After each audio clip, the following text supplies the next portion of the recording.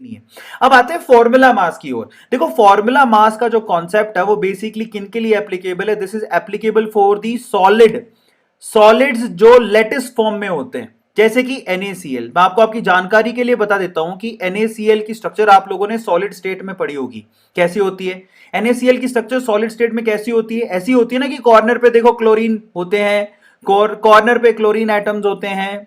Is it clear? और फिर आपको ये क्लोरीन एटम हो गया, ये दूसरा क्लोरीन एटम हो गया, और आपको बीच में आपको क्या दिखता है? Na प्लस, यानी कि सोडियम एटम दिखता है, Na प्लस एटम, और आपको क्लोरीन एटम बीच में भी दिखेगा। तो ऐसी सी कुछ स्ट्रक्चर होती है, अगर आप लोगों को याद हो तो, है ना? तो इसके अंदर NaCl तो आपस में अगर अगर आप देखोगे तो एक क्लोरीन कितने सोडियम से घिरा हुआ होता है? 6। एक सोडियम कितने क्लोरीन से घिरा होता है? 6।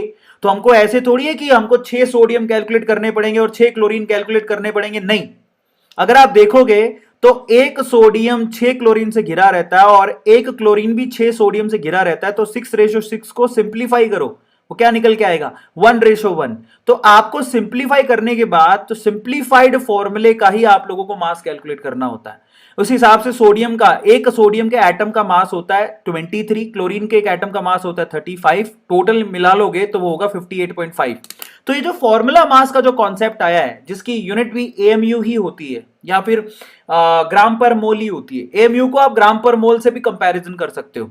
तो वो बेसिकली फॉर्मूला मास का जो कॉन्सेप्ट है वो सॉलिड स्टेट के जिनकी जो लेटेस्ट बनाते हैं उनके लिए स्पेशली, ठीक है? तो वो आप लोग याद रखिएगा। नेक्स्ट होता है मोल